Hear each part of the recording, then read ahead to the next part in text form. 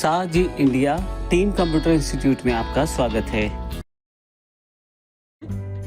यहाँ हमारे पास एक टेबल दिया गया है जिसमें कुछ ग्रेड्स दिए गए हैं और उसके आधार पर कुछ स्कोरिंग दी गई है। जैसे हमारे पास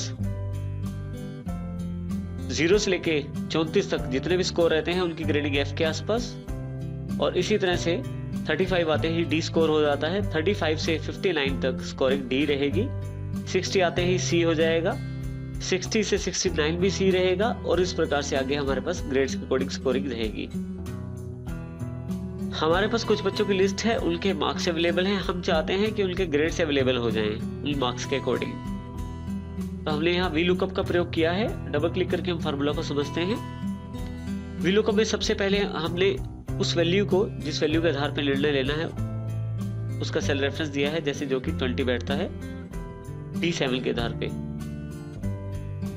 उसके साथ ही हमारे पास टेबल एरे जिसमें से ग्रेड्स चुने जाएंगे वो हमारे पास पहले से अवेलेबल है G5 से H11 तक की लेंथ के रूप में।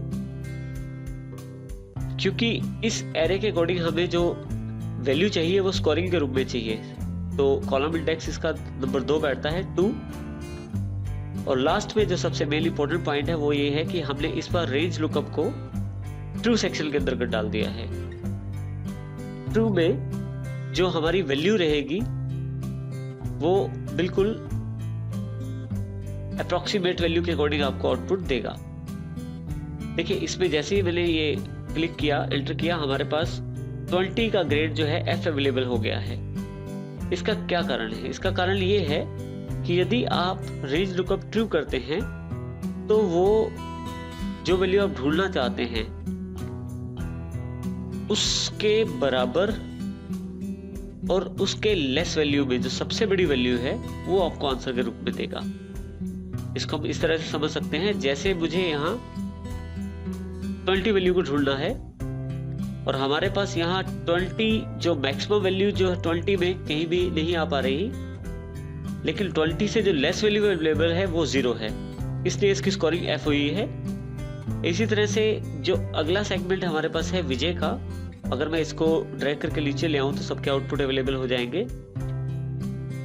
विजय का जो मार्क्स है वो है 59, तो मैक्सिमम वैल्यू 59 तक ढूंढा जा सकता है। अगर 59 नहीं मिलती तो उससे रिलेटेड लेस वैल्यू में आपका रिजल्ट अवेलेबल हो जाएगा।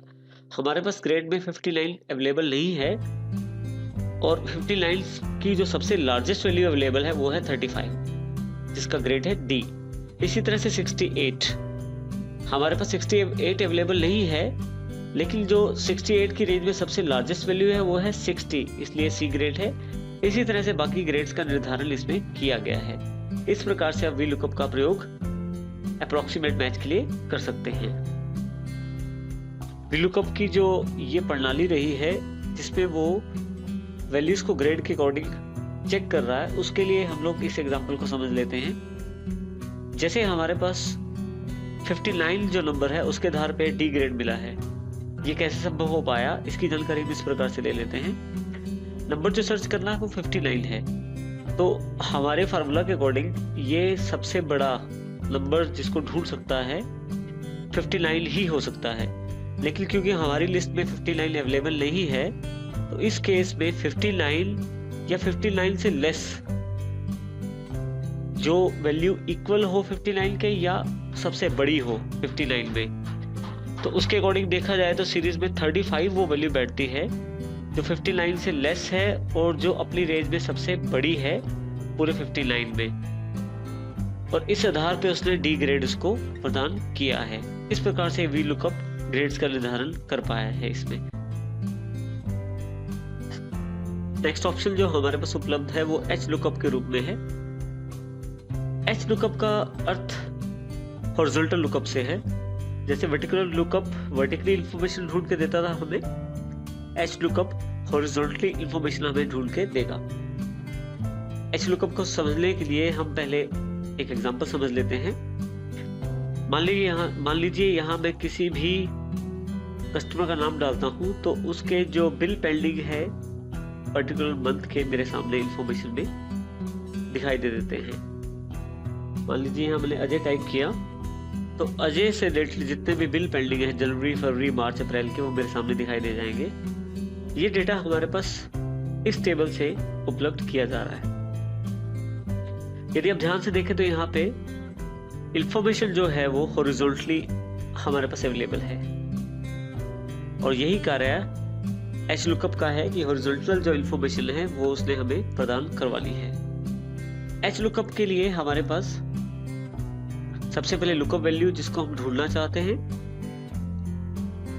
टेबल एरे जो रेंज है जहां से हम ढूंढना चाहते हैं, थर्ड है रो इंडेक्स नंबर। इसमें हमारे पास रोज के अकॉर्डिंग इंफॉर्मेशन ढूंढी जाएगी, तो इस तरह से इसका index number row index number कहलाएगा, जिसमें पहली रो वो मानी जाएगी जो रेंज की पहली रो होगी, उसके पश्चात दूसरी तीसरी रो, इस प्रकार से रोज आगे चलती चली जाएंगी। रेंज लुकअप में ट्रू फॉल्स का कॉन्सेप्ट बिल्कुल सेम है जो कि वर्टिकल लुकअप में था। आइए हम फार्मूले को देखते हैं। जनवरी जहां मुझे पहली इंफॉर्मेशन निकालनी है वहां डबल क्लिक कर लेता हूं मैं। एच लुकअप फार्मूला अप्लाई किया। B28 इंफॉर्मेशन में ढूंढना चाहता हूं वो अजय है जो कि B28 सेल में है। इसके अलावा और भी कोई नाम लिखूं B28 सेल में तो वो मुझे इंफॉर्मेशन उस नाम के अकॉर्डिंग बताए। जो रेंज है मेरी वो B7 से लेके F19 तक है, और जो इंफॉर्मेशन मुझे चाहिए, क्योंकि जनवरी का इंफॉर्मेशन है तो रो के पॉइंट ऑफ व्यू से पहली रो ये मिल जाएगी हमें, दूसरी रो ये वाली है जो कि जनवरी की रो है, तो इस तरह से इसका इंडेक्स नंबर 2 है यहाँ पे, और रेंज लुकअप 0 किया हुआ है इस वक्त यहाँ पे, जो कि फॉल्स को इंडिकेट करता है। जैसे ही यहाँ मैं एंटर करता हूँ तो मेरे पास इंफॉर्मेशन अवेलेबल हो जाती है। इस तरह से फरवरी के लिए भी इंफॉर्मेशन निकाली गई है। B28 जहां से इंफॉर्मेशन हमें चाहिए या जिस इंफॉर्मेशन को हमने ढूंढना है B28 में वो डाली। B7 से F19 तक हमारे पास जो सेल रेंज है, अब की बार जो रो इंडेक्स नंबर है 3 है, क्योंकि अब मुझे फरवरी का डेटा निकालना है जो कि इंडेक्स वाइज 1 2 3 थर्ड नंबर पे आता है, इसलिए फरवरी का इंडेक्स नंबर जो रो इंडेक्स नंबर है वो 3 है। फिर से फॉल्स, और जैसे ही मैंने एंटर किया आउटपुट मेरे पास अवेलेबल हो गई। इस प्रकार से एच लुकअप के थ्रू मैं वैल्यूज को हॉरिजॉन्टली ढूंढ सकता हूं। नेक्स्ट फंक्शन हमारे पास मैच के रूप में है। मैच हमारे पास एक स्पेसिफिक रेंज में से किसी आइटम को सर्च करके उसका इंडेक्स नंबर प्रोवाइड करता है। जैसे उदाहरण के लिए हमारे पास यहाँ मैच फंक्शन एप्लीकेबल है। मैच फंक्शन के जो आर्गुमेंट है वो 3 हैं। सबसे पहले किस आइटम को आप ढूंढना चाहते हैं, जैसे मैं CD को ढूंढना चाहता हूं। दूसरा मेरे पास वो एरे जिसमें से मैं वैल्यू ढूंढना चाहता हूं। मेरे पास देखिए यहाँ पे काफी सारी आइटमें उपलब्ध हैं जो रेंज के अंतर्गत उपलब्ध हैं। इनको मैंने सिलेक्ट किया हुआ है, keyboard, mouse, speaker, UPS, battery, CD और DVD, जिसमें CD भी एक है, और अंत में फॉल्स। तो जैसे ही मैं यहाँ एंटर करता हूँ उस रेंज में से जो CD का इंडेक्स नंबर बनता है उसके अकॉर्डिंग मुझे आउटपुट मिल जाएगा।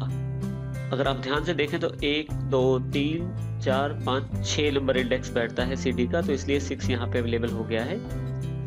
इसी तरह से मैच के दौरान एक और वैल्यू निकाली गई है। ये K2 में उपलब्ध है वैल्यू, जिसमें फरवरी लिखा हुआ है इस वक्त। A2 से A13 तक की रेंज में स्पेसिफाई कर देता हूं जहां से उसको वैल्यू जिस रेंज में से देख ली है, और फिर से 0 यानी कि फॉल्स की वैल्यू दे देता हूं। अब जैसे ही मैं एंटर करता हूं तो फरवरी जो है उस इंडेक्स के अकॉर्डिंग 1 2 दूसरे नंबर पे आ जाता है। तो इस तरह से हमें आउटपुट मिल जाता है उस इंडेक्स नंबर का जिसमें वो आइटम अवेलेबल रहती है। यदि मैं यहाँ कोई आइटम चेंज भी करता हूं,